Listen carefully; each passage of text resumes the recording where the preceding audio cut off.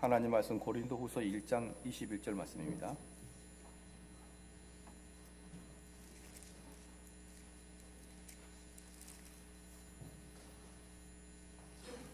고린도후서 1장 21절 22절 말씀입니다.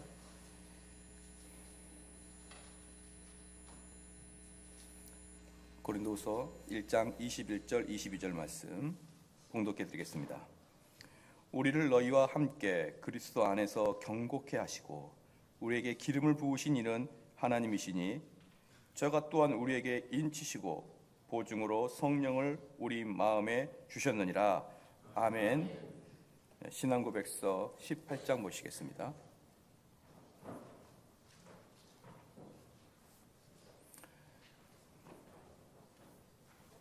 신앙고백서 18장 말씀입니다. 책이 없으신 분들은 옆에 사람이 좀 같이 봐주시길 바라고요.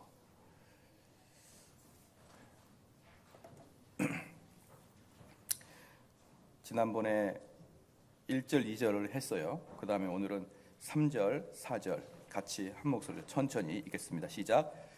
틀림없는 이 확신은 믿음의 본질에 속한 것이 아니기 때문에 참 신자가 오랫동안 기다리며 많은 어려움들과 부딪힌 후에야 그 확신을 갖게 된다.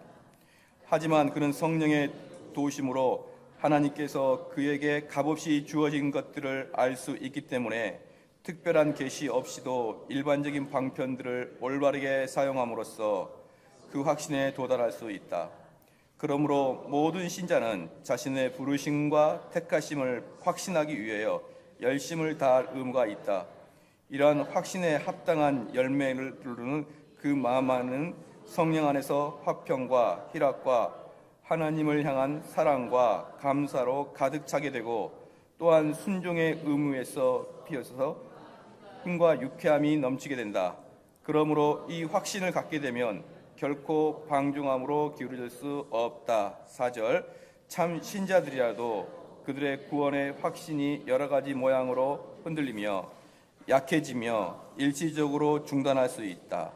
이는 그 확신을 보존하는 데 태만하거나 양심을 상하게 하고 성령을 근심케 하는 어떤 특별한 죄에 빠지거나 어떤 갑작스러운 강렬한 시험에 의해서 또는 하나님께서 그의 얼굴빛을 거두시고 그를 경외하는 자일지라도 빛이 없는 흑암 중에 거닐도록 내버려 주실 때이다. 하지만 하나님의 그 씨와 믿음의 생명, 그리스도와 성령들의 그 사랑, 마음의 그 진실함과 의무에 대한 양심이 결코 전적으로 그들에게서 결여되지 않기 때문에 그들은 적절한 때에 성령의 역사로 말미암아 그 상태에서 빠져나와 다시 확신을 되찾게 된다. 그 기간 동안에 그들은 완전한 절망에 빠지지도 않도록 성령의 역사에 의한 지원을 받는다. 아멘. 오늘은 구원의 확신이란 두 번째 제목을 하나님 말씀을 같이 나누기를 원합니다. 구원을 받은 자들이 그 구원에 대한 확신이 없을 수 있느냐? 때로 없을 수 있다. 언제냐? 아이가 태어나자마자는 그 쳐다보고 있는 그 아줌마 아저씨가 내 부모인지 아닌지를 확신하지는 못한다. 그렇죠? 그러나 그 부모가 내 부모인지 아닌지 확신하지 못하는 그 기간은 얼마 지나지 않아서 확신으로 바뀌게 된다. 이 말이거든요. 그 말씀이에요. 그래서 여기 1절 지난주에 봤던 1절처럼 18장 1절 말씀처럼 위선자나 그 밖에 중생하지 못한 자들은 자신들이 하나님의 은총 안에 있으며 또한 구원을 받았다는 헛된 소망과 육신적인 추정으로 스스로를 헛되이 속한다. 그러니까 위선자들 있지 않습니까? 위선자들은 어떤 자들이냐 그러면 우리가 보편적으로 말하는 이중인격자를 성경에서 위선자라고 말하는 건 아니고요. 성경에서 말하고 있는 위선자는 자기가 마음속에 성령이 아니 계시는 것입니다. 성령이 아니 계시는데 성령이 계실 때는 어떠한 행동을 해야 된다는 것은 익히 알고 있는 거예요. 그러니까 성령이 없이 그 일을 하는 자를 위선자라고 말하는 것입니다. 그렇죠?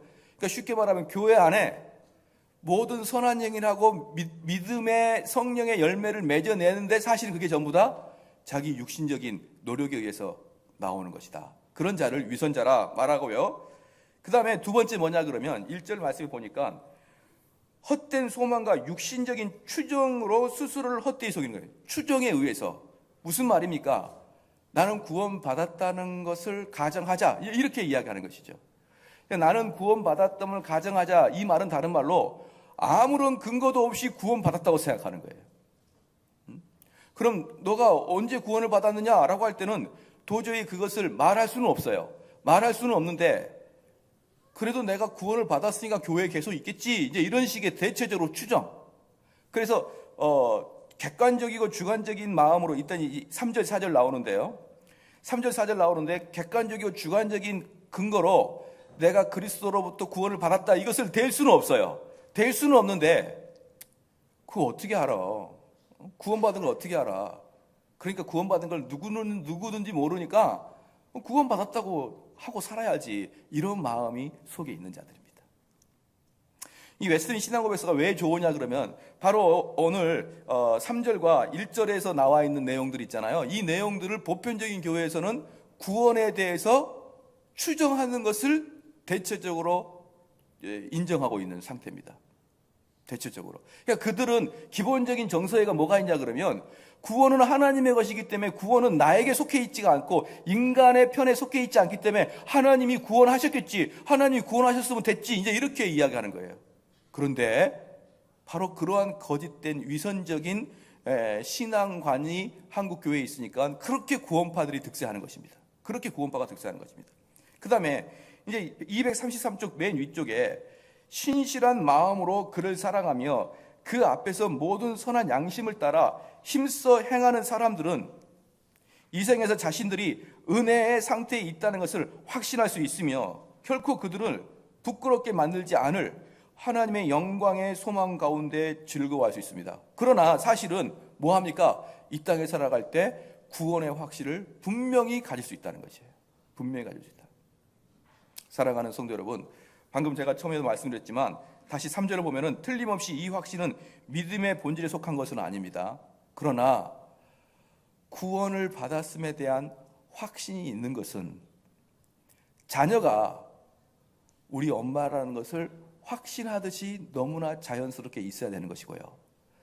내가 우리 엄마라는 것을 확신했기 때문에 내가 자녀인 것은 아니고 내가 자녀이기 때문에 확신이 되는 것입니다.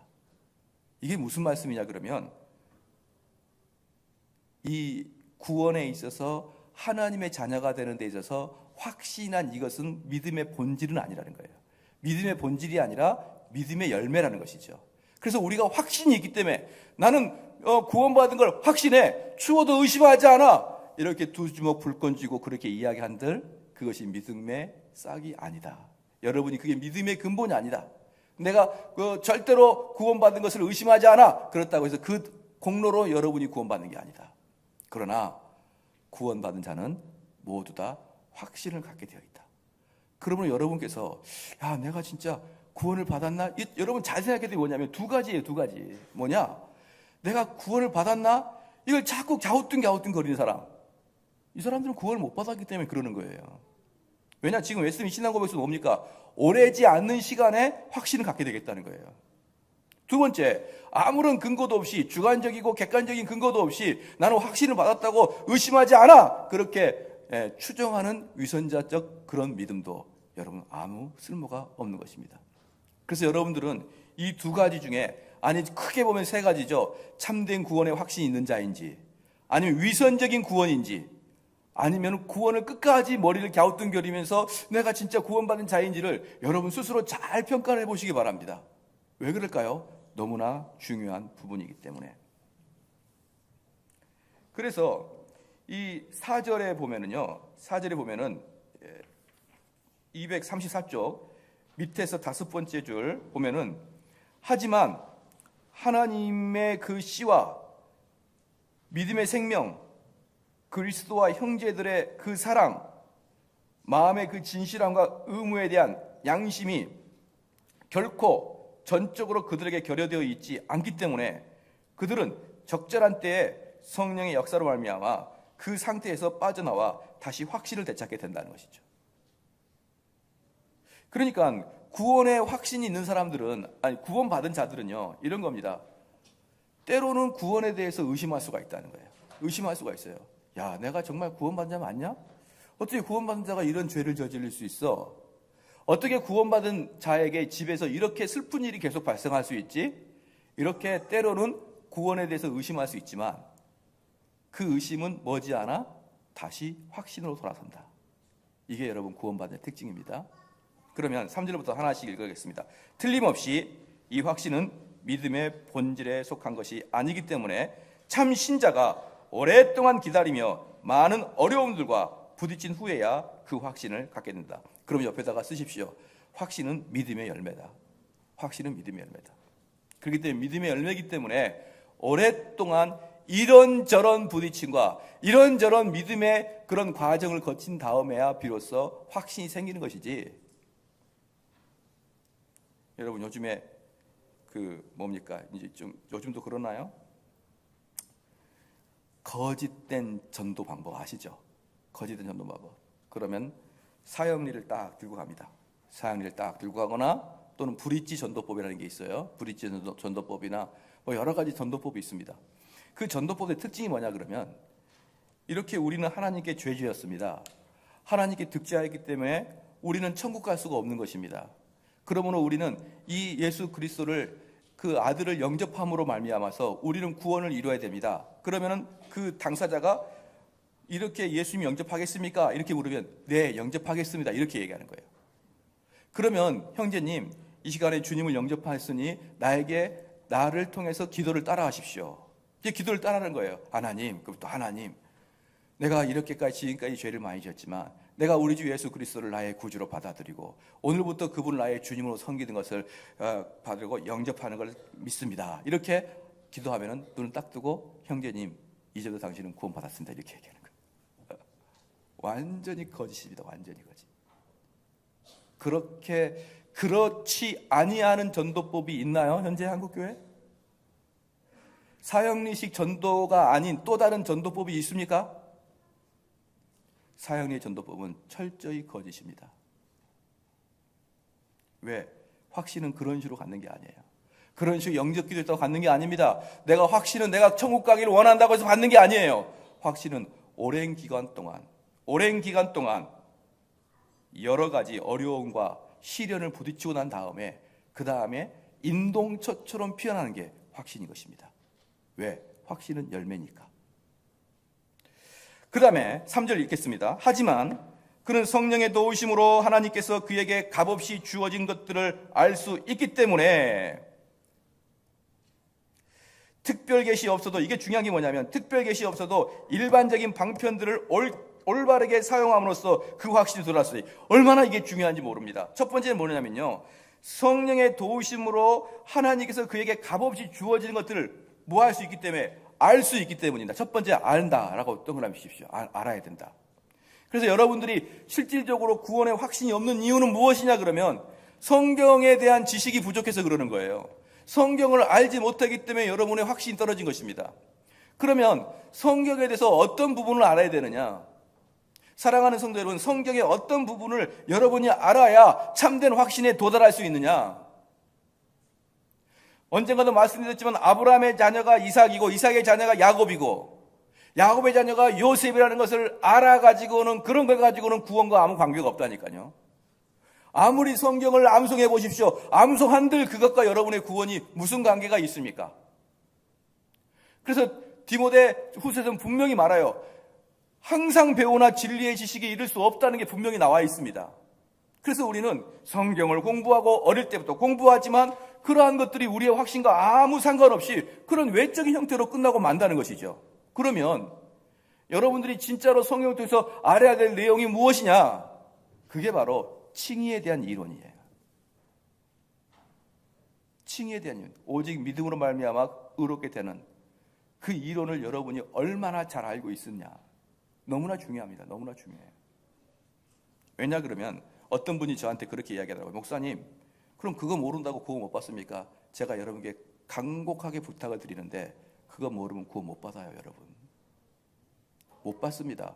하나님께서 여기 지금 뭐라고 있습니까? 지금 3절에 위에서 네 번째 줄, 특별한 계시 없이도 일반적인 방편들을 올바르게 사용함으로써 그 확신에 도달할 수 있다고 나와 있어요. 이게 무슨 말이냐 그러면 하나님께서는 일반적인 방식으로 여러분을 구원시킨다 이 말입니다. 어떻게? 이미 성경에 제시되어 있는 구원의 도를 여러분들의 인격에서 유발되게 탈 때. 그래서 저는 그렇게 말씀을 드려요. 목사님, 그것에 대한 지식이 없으면 구원을 못 받습니까? 그러면 저는 일단 무조건 구원을 못 받는다고 얘기합니다. 그런데 만약에 그 사람이 정대원 목사의 말에 틀려서 나중에 죽어보니까 구원을 받았네. 그럼 그 사람한테는 아무 해가 없는 거죠. 아무 해가 없는 것이죠. 안 그렇습니까? 여기 있는 목사가 당신은 구원 못 받았어. 그것은 단지 기분 나쁜 것 뿐이에요. 정말 영원한 관점에서는 아무런 해를 당하는 게 아닙니다. 그렇기 때문에 저는 구원의 도를 모르는 자에게는 무조건 구원을 받지 않았다라고 이야기를 합니다. 왜냐? 구원의 도가 여러분 머릿속에 있고 그 머리에 있는 구원의 도가 여러분 양식까지 푹 내려오셔서 그 구원의 도가 여러분의 전 인격을 지배해도 여러분의 전 인격이 그 길을 갈까 말까인데, 우리의 팔과 다리가 그 길을 갈까 말까인데 구원의 도를도 모르고 그 길을 간다고요? 여러분, 거짓을 말하지 마십시오. 어디 가서 그렇게 위선적인 말 하지 마십시오. 구원의 도를 모르는 자가 어떻게 구원의 길을 갑니까? 그래서 여기에서 말하고 있는 게 뭐냐 그러면 3절 세 번째 줄에 그는 성령의 도우심으로 하나님께서 그에게 값없이 주어진 것들을 알 수 있기 때문에, 값없이 주어진 게 뭡니까? 이신칭의 교리예요. 값없이 믿음으로 말미암아 의롭게 된다는 그 교리를 여러분이 철저히 알아야 되는데, 단지 믿음으로 말미암아 구원 얻구나 그 한 센텐스만 안다고 되는 게 아니라 이 말입니다. 믿음으로 말미암아 구원을 얻는다는 것은 얼마나 풍족하게 얼마나 많은 공부가 거기서 진행되고 있는 거 여러분 알고 계시잖아요. 1년을 공부해도 값없이 구원을 받는다는 그 이신칭의 교리를 1년을 공부해도 모자랄 판입니다. 1년을 공부하고 또 공부하고 또 공부하고 몇 번을 되풀이 공부를 해야 그 이론이 여러분의 인격이 되는 거예요. 사랑하는 성도 여러분, 지금 분이엘대학 토요일날 분이엘대학 하고 있고, 그 다음에 지금 웨스트민 신앙고백서 같은 거 하고 있고, 소요리 문답하고 있는데 그 핵심들이 다 뭡니까? 구원론 아니에요. 구원론. 근데 그 구원론을 공부하기 위해서 지금 몇 개월, 몇 년을 공부하고 있습니까? 지금 우리가 제가 웨스트민 신앙고백서 이 구원론을 설교한 게 벌써 몇 번째입니까? 왜 그럴까요? 신앙생활은 내동 이것들만 되풀이해서 공부하는 게 신앙이라 이 말이에요. 그래야 겨우 우리 저나 여러분 머릿속에 각인이 깊숙이 돼서 그게 서서히 나의 인격의 전체를 지배하게 되는 것이고, 그 인격의 지배에 따라서 저와 여러분이 걸어가는 거예요. 그런 자가 구원받는 것입니다. 할렐루야. 공부하지 않은 자가 무슨 구원입니까? 무슨 구원이에요?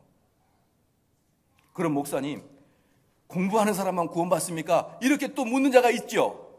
그럼 공부하지 못한 자는 어떻게 됩니까? 이렇게 묻는 자가 있지요. 그러면 제가 말씀드리고 싶은 게 뭐냐면 공부해라. 할머니 할아버지도 공부하셔야 됩니다. 할머니 할아버지는 아니요, 나는 오랫동안 이렇게 해서 괜찮아. 아니에요, 곧 있으면 하나님 심판대 앞에 갈 분들이 할머니 할아버지예요. 얼마 남지도 않았는데 왜 인생을 이렇게 허비하고 있냐 이 말입니다. 이미 70이 넘으신 분들은 고3입니다. 고3. 이미 70이 넘은 사람은 고3이에요. 무슨 말입니까? 총정리할 시간입니다. 총정리. 100일 총정리. 그리고 심판대 앞에 가야지요. 아니, 나이가 들었다고 이제 뒤로 빠지고 나이가 들었다고 더 이상 공부를 안 한다는 게 말이 됩니까? 고3이 되었으니까 나는 공부 안 한다고 하는 거 똑같은 거 아니겠습니까? 여러분, 젊은 사람만 공부하는 게 아니에요. 많은 사람들이 그럽니다. 목사님, 삼성제일교회는 젊은이가 많아서 참 좋습니다. 제가 그랬습니다. 그분한테. 우리 교회는 젊은이가 많은 게 아니라 노인들이 다 빠져나갑니다. 그래서 젊은이가 많아지는데 왜 그분들이 빠져나간 줄 아십니까? 공부가 싫다는 거예요. 공부가. 여러분, 신앙생활은 대충 추상적을 잡는 거나 뭔가 정선을 잡는 거나 그런 게 신앙이 아니에요. 신앙은 대단히 구체적으로 하나님 말씀을 가지고 저와 여러분이 그 말씀으로 걸어가야지요. 어떻게 나이가 들었다고 그것을 이탈할 수가 있습니까? 그런 성령의 도우심, 3절 세 번째 줄에 그 성령의 도우심으로써, 성령의 도움으로 하나님께서 그에게 값없이 주어진 것들을 알 수 있기 때문에 특별한 계시 없어도 일반적인 방편들이 뭡니까? 말씀과 성례와 기도를 통해서도 여러분이 확신에 도달할 수가 있습니다. 내가 구원받았는지 안 받았는지 알 수 있단 말이에요. 하나님이 꿈에 나타나가지고 너 구원 이렇게 내정을 하지 않아도 우리가 얼마든지 말씀 보면서 내가 구원받았는지 안 받았는지 확인할 수 있습니다.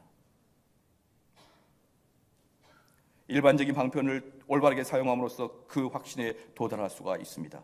그러므로 모든 신자는 자신의 부르심과 택하심을 확신하기 위해서 뭐 합니까? 시작! 열심을 다해야 됩니다. 열심을. 신앙생활할 때 믿음의 방편을 가지고 열심히 신앙생활 해야 될 의무가 저와 여러분에게 있다 이 말입니다.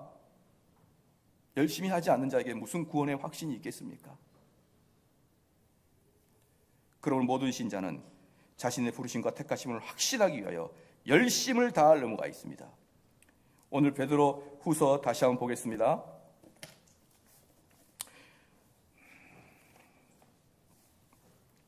1장 21절에 우리를 너희와 함께 그리스도 안에서 경고케 하시고 우리에게 기름을 부으신 이는 하나님이시니 저가 또한 우리에게 인치시고 보증으로 성령을 우리 마음에 주셨느니라.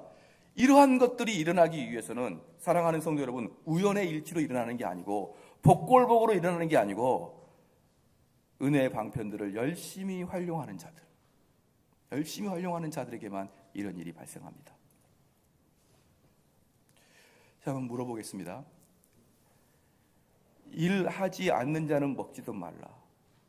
일하지 아니하고 노력하지 않는 자는 잘 못 산다.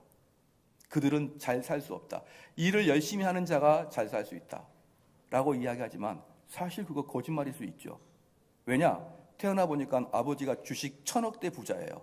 걔는 일 안 해도 잘 살고 잘 먹을 수 있습니다. 태어나 보니까 아버지도 어머니도 안 계신 고아예요. 열심히 땀을 흘렸지만 한 달에 100만 원밖에 못 벌 수 있어요. 근데 일하지 않는 사람은 아버지가 1000억대 부자는 그냥 가만히 있어도 용돈이 1000만 원씩 들어옵니다.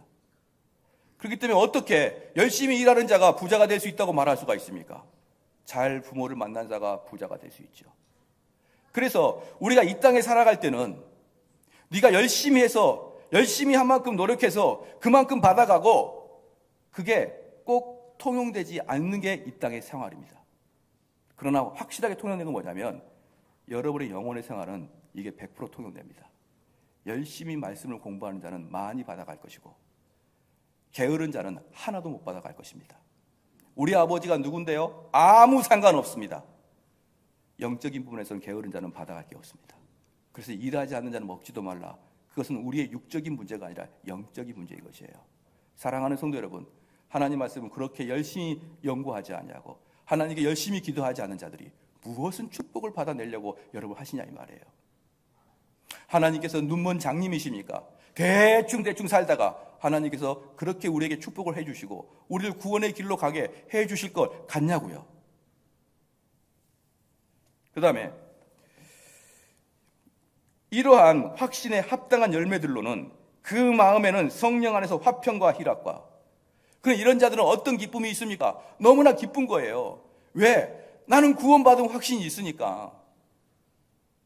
나는 이 땅에서 아무리 망해보고 패가 망신해도 죽으면 되는 겁니다. 죽으면 되는 거예요. 이 땅에서 모든 고통과 고난은 끝나고 영원한 안식에 들어가기 때문에 우리는 평안과 희락으로 가득 찬 것입니다. 그런데 이런 내면의 그 영적인 확신이 없는 자들의 기쁨은 언제 옵니까? 내면의 확신이 없는 자들의 기쁨은 언제 오느냐? 내가 이 땅에서 좋은 일 생기면 기쁘고 이 땅에서 좋지 않은 일이 생기면 슬프게 옵니다. 근데 문제는 뭐냐? 이 땅은 항상 불안하고 이 땅은 항상 죄된 세상이기 때문에 안정되게 그것이 다 우리를 기다려주지 않아요. 그래서 이 땅의 것을 보고 기뻐하고 슬퍼한 자들은 항상 마음이 불안하게 되어 있습니다. 그러나 하나님께서 주신 이 확신에 도달한 자들은 이 땅의 흔들림과 상관없이 소망과 화평과 희락으로 가득 찹니다. 하나님을 향한 사랑과 감사로 가득 차게 됩니다. 왜? 너무나 감사하죠. 나와 같은 죄인을 이렇게 하나님 말씀을 읽을 때마다, 그리고 쉽게 말씀드려서 제가 말씀을 드릴게요. 성경을 말씀을 들을 때마다 너무 좋아요. 너무 좋고 성도를 볼 때마다 너무 사랑스러워요. 목사님의 설교를 들을 때마다 너무 은혜가 됩니다. 그리고 앉으면 예인하고 대화하듯이 하나님과 기도하고 싶어요. 그런 자가 구원받은 자라 이 말이에요. 그런 자가 그러지 않은 자는 제발 좀 두려워하십시오. 목사님, 저는 그러지 않는데 두려워하시란 말이에요. 두려워하시라고. 그냥 살아가지 말고. 그런 자는 지옥에 갈 마땅한 자니까요. 이런 확신에 합당한 열매들로 그의 마음이 성령에서 화평과 희락으로 하나님을 향한 사랑과 감사로 가득 차게 되고, 또한 순종의 의무에 있어서 힘과 유쾌함이 넘치게 된다. 순종하는데 아주 너무 기뻐요. 너무 기쁘고 유쾌하니까 힘이 생기는 것입니다. 그러면서 그 순종을 따복따복 다 해버리는 겁니다. 성령이 없는 자들에게는 성령이 있는 자들의 순종함을 보고 깜짝 놀랍니다. 어떻게 사람이 저렇게 헌신하고 맹목적으로 살아갈 수 있을까? 근데 그 안에 성령이 가득한 자는 얼마나 기쁜 마음으로 그 일을 해나가는지 모릅니다.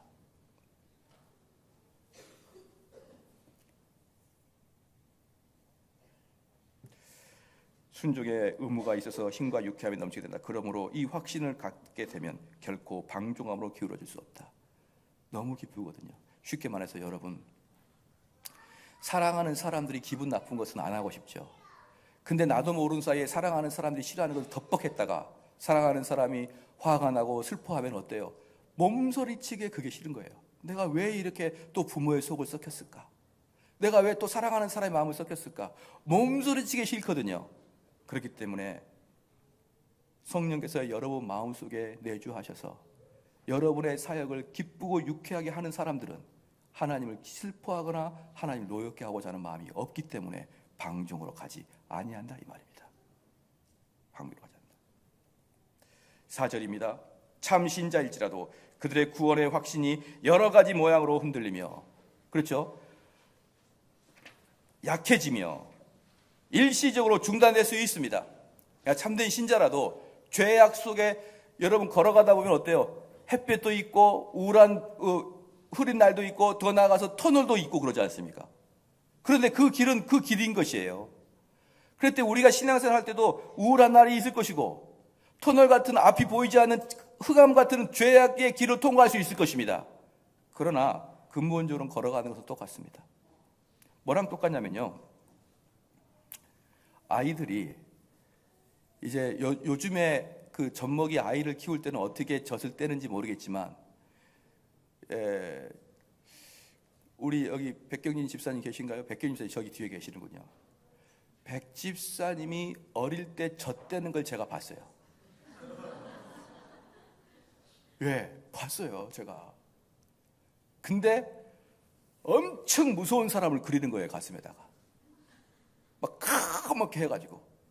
그러니까 그 어리석은 애가 와 우는 거예요. 그동안 먹었던 그 젖이 아니고 이상하게 막 도깨비처럼 생겨가지고 막 울어요. 그 다음에 이제 안 먹다가 또 먹을 때 또 이상하게 또 그려놓습니다. 그럼 몇 번 하고 나면은 얘가 젖을 떼더라고요. 깨요. 그런데 그 젖의 주인의 엄마는 변함없죠. 그리고 그 아이를 쳐다보고 있는 엄마의 자비로운 눈빛도 변함이 없죠. 근데 그 아이 눈에는 어때요? 이상한 일이 발생한 겁니다. 그러나 변한 건 아무것도 없는 거예요. 여러분의 인생이 그러는 거예요. 일생을 살아가면서 언제는 그냥 시큰 젖을 먹어요. 너무나 좋아 행복합니다. 근데 어느 날 그 젖이 갑자기 어떻게 됩니까? 도깨비처럼 변한 것이죠. 아이고야, 이 엄마가 왜 이래 변했지? 아이고야, 이 엄마가 우리 엄마 맞은가? 그러다가 놀랍게 그 사람이 발버둥 치지만 그가 그의 아들인 것은 변함이 없다. 그래서 그 시간이 지나면 어떻습니까? 그 아이가 젖 떼는 그 시간이 지나면 어때요? 다시 엄마를 확인해 봅니다. 아, 우리 엄마 맞다. 우리 엄마 맞다. 그래서 여러분들이 참된 성도들은 이 땅에서 믿음이 연약해지거나 신앙의 구원의 확신이 항상 동일한 게 아니고 때로는 불안하고 때로는 연약해지고 때로는 약해질지라도 그 기간이 지나면 다시 확신에 들어간다. 그게 구원받은 자의 특징이다. 이는 그 확신을 보존하는데 태만하거나 양심을 상하게 하고 성령을 근심케 하는 어떤 특별한 죄에 빠지거나, 첫 번째 뭡니까? 시작. 태만한 자입니다. 말씀에 태만해요. 말씀에 태만합니다. 은혜의 방편에 태만합니다. 양심을 상하게 하고 죄 짓지어 성령을 근심케면 어떤 특별한 죄에 빠지거나 어떤 갑작스러운 강력한 시험, 우리 집안에 푹싹 망해버리거나 이런 순간순간에 자신들도 모르게 믿음이 연약해질 때가 있는 것이에요. 그러니까 우리 성도들은 이렇게 됩니다. 만약에 어떤 분이 신앙생활 잘할 때는 그 열심히 그런 고난이 와도 염려 없이 하나님께 맡기십시오라고 하다가 고난이 딱 닥치니까 푹 자기는 그동안에 고난이 와도 하나님께 맡기라고 그렇게 얘기해놓고 자기가 고난이 오니까 푹 시험에 들어가 있다. 그럼 그에게 가가지고 정죄하지 마십시오. 시간이 지나면 다시 확신에 들어옵니다.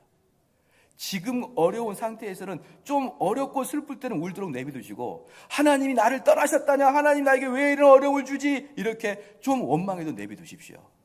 그가 참된 성도라 그러면 시간이 지나면 다시 하나님 앞에 확신의 단계로 들어오게 되어 있습니다. 아이고 고난 당해보니까 아주 형편없어 막 그러지 말고, 그 다음에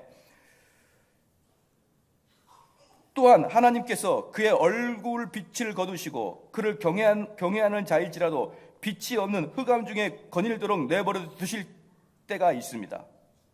하지만 하나님의 그의 씨와 믿음의 생명, 그리스도와 형제들의 그 사랑, 보십시오.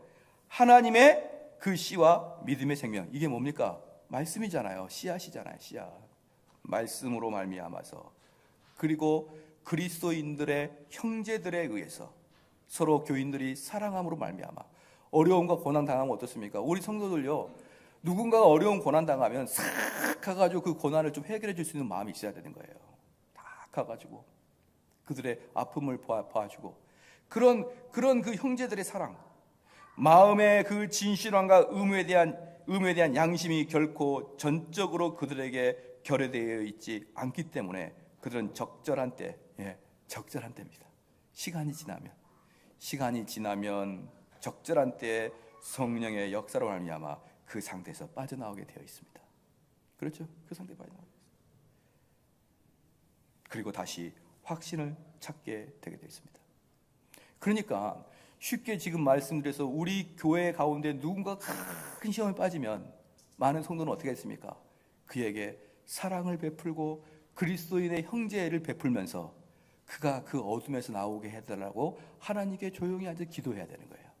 찾아가가지고 아이고 그냥 쌩쌩할 때는 그냥 믿음, 고난이 와도 잘 넘길 것 같더니만 실제로 고난 오니까 아무것도 아니네 이러면서 비아냥거리지 마시고, 그가 구원받은 자라 그러면, 그가 선택된 자라 그러면 이 기간이 지나면 다시 회복되게 돼 있다는 믿음을 가지시기 바랍니다. 그 기간 동안에 그들은 완전한 절망에 빠지지도 않도록 성령의 역사에 의한 지원을 받게 되는 것입니다. 뭡니까? 나 예수고 뭐고 안 믿어, 교회고 뭐고 안 믿어, 다 때려치울 거야, 이러지는 않는다 이 말이에요. 이러지는 않는다.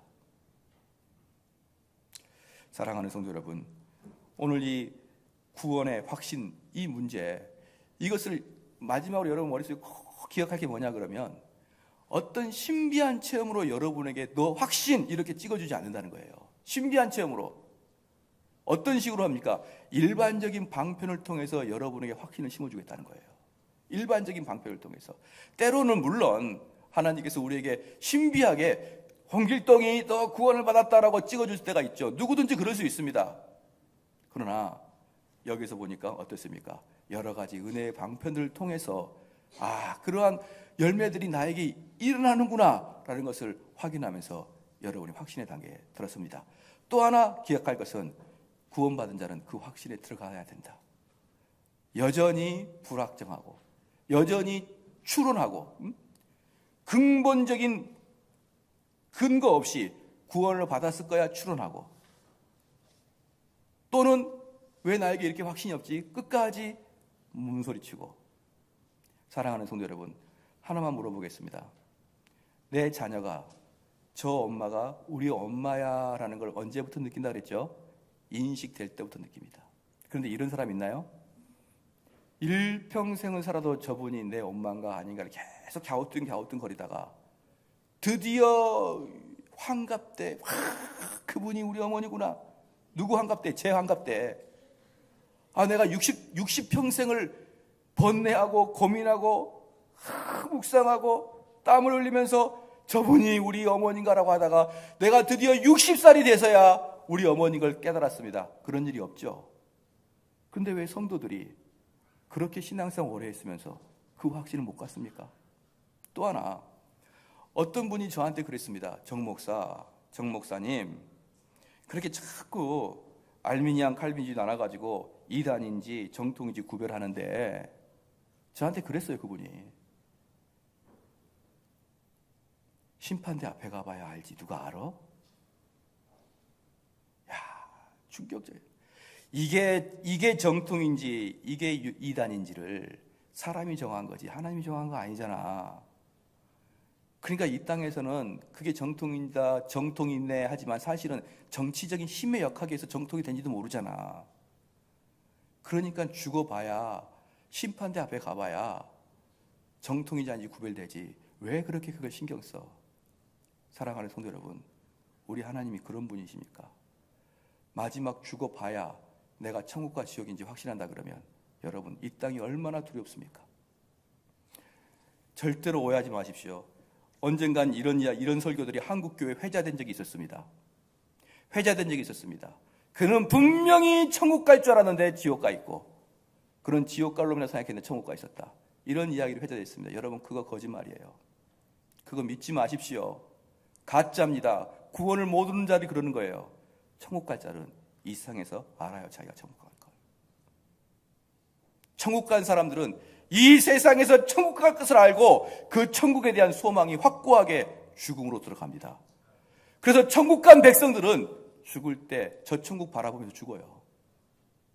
그런데 죽어봐야, 심판대 앞에 가봐야 천국과 백성이 나누지. 이런 사람 특징이 뭡니까? 도무지 이 땅에서는 천국, 지옥에 대한 사역을 안 하고 있다는 뜻입니다. 사랑하는 성도 여러분, 여러분들은 어떤 상태입니까? 위선자입니까? 아니면 여전히 구원의 확신이 없고 왔다 갔다 하는 그런 불신자입니까? 아니면 참된 구원의 소망을 갖고 있는 자입니까? 기도하겠습니다.